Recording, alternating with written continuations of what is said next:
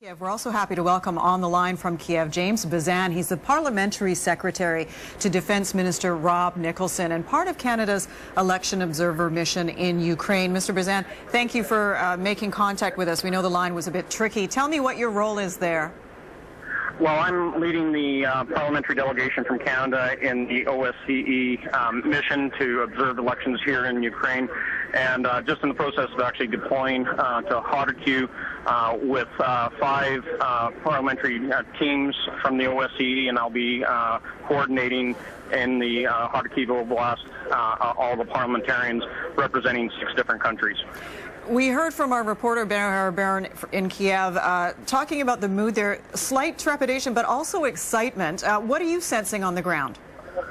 Well, this is my 3rd election in Ukraine that I've observed, and I can tell you that it is very peaceful, and the mood in the majority of Ukraine is that of excitement and looking forward to a new future with a new president and making the appropriate changes, both economically, constitutionally, and democratically to the country.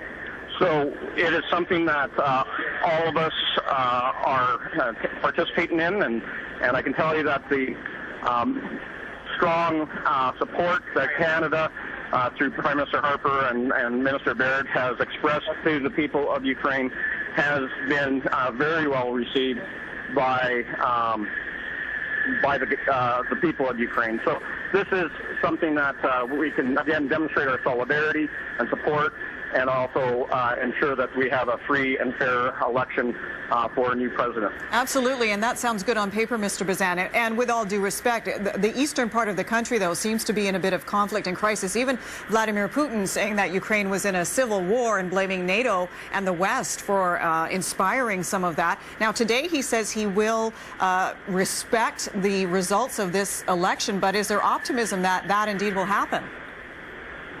Well, I would just say that what we're seeing on the ground and the rhetoric that's coming from President Putin is really being driven by provocative actions of the Russian Federation, and that the aggressors on the ground here that are engaging with the Ukrainian military are actually Russian nationalists.